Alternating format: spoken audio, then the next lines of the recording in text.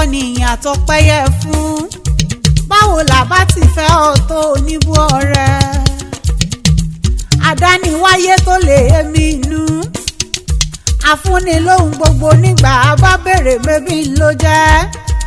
Akúni lóorun mọ́tò gbé. Afúnni ló ń jẹ́ mọ́ pé bí.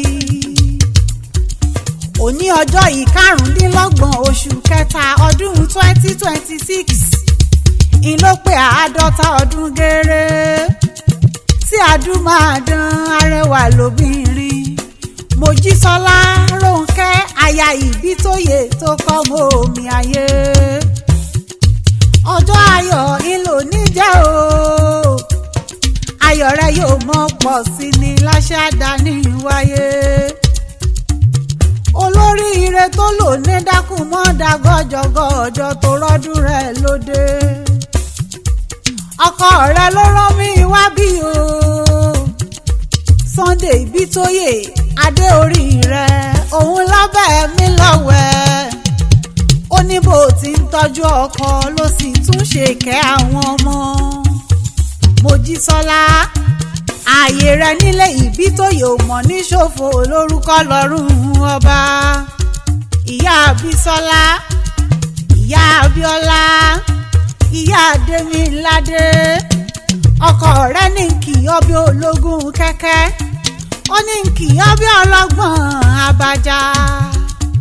Ọmọ wọn l'Ado-Ekiti tó tún jáyà wọn l'Ado-Ekiti, ó ti yá kí n kí ọ délé. Okesa l'Ado-Ekiti náà bí ọbí bàbá rẹ̀. Ọmọ olúgba ilé lá Okesa, ọ̀kan lè lébẹ̀ hàn pàkàn níjẹ́, ọ̀kan dín lébẹ̀ hàn wà láwárí. Ọmọ wọn lẹ́kọ̀ọ́jà ríra wá, ọmọ wọn lẹ́kọ̀ọ́jà elélé. Ọmọ ìrálílà Okesa, ọmọ ọlọ́pẹ mímọ́ wẹ́wẹ́, ọmọ ọlọ́pẹ mímọ́ jìgínì. Ọ̀pẹ kan lè jálùgbà ó kọ̀bùn ipò rárá òdí rẹ̀. Ọ̀bùn òmòṣò kọ́ ló gba ó ti ká rẹ̀. Òṣùpá iráyé kété ìràn lálẹ́ tòkè sámẹ́rún sọ́dí. Ẹ̀sà ogun ẹ̀sà ọ̀tẹ̀, ọ̀sà aṣùn ọmọ ni. Ọ̀ṣìgbẹ̀rún èkú náà sì mọ bí kàbá ọ̀ṣun wọn gbé lókè ṣá. Ọmọ olópópó bíbẹ́jú òkan bá tún yìn bọ̀. Èrò ìgèdè bá ti ìjùrí àjẹrìn àmọ̀wé alẹ́lẹ́ lókè ṣá. Ọmọ olúlé o, ọmọ àwùsì bí ọlọ́jà, ọmọ amíyán mọ́dí, ọmọ ọbẹ̀ ìgbàrọ̀, ọmíyán mọ́dí lókè ṣá. Ọmọ akí gidigidi uṣu yápàdé ìròyìn lọ́nà. Ọmọ ọlọ́gbọ́n kóró ẹrú odi. Ọmọ ọlọ́jà kan tètè iná kan sí iná tọ́ba. Kan bá ti ná lẹ́yẹ̀ ó ti àná kẹ̀ṣẹ̀ wù olúlé bàbá rẹ̀. Mojísọ́lá kí mo bá dẹ̀ yà sáká ulé iye rẹ̀. Ní Inisa lódò Adó, ibẹ̀ náà líṣulé ọkọ rẹ̀. Ọmọ lókè Inisa ibìkè ó ṣọ̀pọ̀ sí. Ọ̀nkúkú bí mi lókè Inisa kí mi a ṣe owó tí olúlé rìn. Ọmọ onígbògidì ọ̀nà òkè Inisa, ọmọ ajúrin pọ́njúrin ṣànrìnṣàn, ajúrin sákàrà ò ajúrin. Òkè Inisa lulẹ̀ oṣù kan mọ́mọ́ mẹ́wàá kankan rébẹ̀ torí kú oṣù mọ́ bàá tààtàrà. Ọmọ akínyà ọ̀rẹ́ kan wí ṣe lọ ayọ̀lẹ́. Ọmọ alákìíkọ́ gàgàràgà ọ̀nà òkè Inisa, akíkọ́ gàgàrà kan mi bọ́ lígbògidì ọ̀nà òkè Inisa.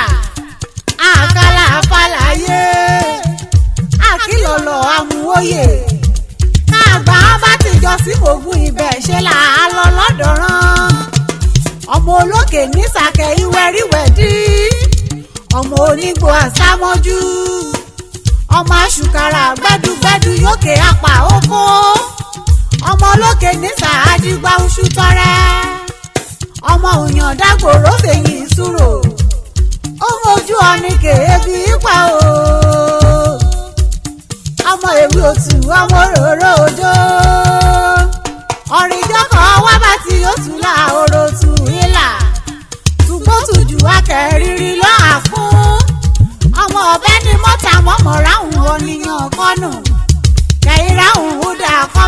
bọ́tà róróró ọmọ adó ọ̀rá àmìkàrà sábẹ́ èwù jẹ́ ìkàrà ṣèjì sínú àgbààgbà tèmi ṣù kókó lulẹ̀ àdó ọmọ àmìkàrà sínú gbájí ò pórópóró ọmọ òtàṣẹ nínú òtàgbélé kejì lérí kége Mojísọ́lá kọ́dà kéyípa ò ayípa ọmọ ẹranko ọmọ káwò káwò káwò ọmọ wuyì wuyì wuyì ọwíkẹ́ mú kan ó mú méjì ọmọ sẹ́yìn mú kẹta ó mójú ò kẹrin ilé ẹlẹ́karùn òun ọ̀rọ̀ kan o adó inú ilé ọ̀nì kọ̀ọ̀bẹ òsínmi ló mọ̀nù kọ̀ọ̀bẹ òsínmi lónù akoto agírárá èyí ṣo lè jíjà kọ́ ò arẹwà ọkùnrin kan bá ìlú ilé ọ̀nì ládó ìmú kan ọmú ìṣọ̀yà o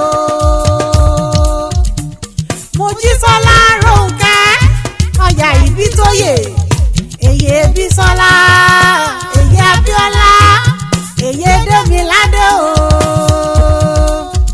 Amẹ́ríkà ló wà àtọkọ rẹ̀ mú ṣìbùgbé ìrìn àjò ní akọ́wálé ìmẹ̀ arúbí lájò wà á tẹ̀lé pẹ́ láti jẹ́kọ̀ọ́ Ọlọ́run ọba ti buyọ̀ sókun ẹ̀sán adùn rẹ̀ nù rí ukoro mẹ́à ọ̀nù ọ̀rọ̀ rẹ̀ òkè òkè lẹ́múrú wí sí Mojísọ́lá wẹ́mẹ̀ẹ́.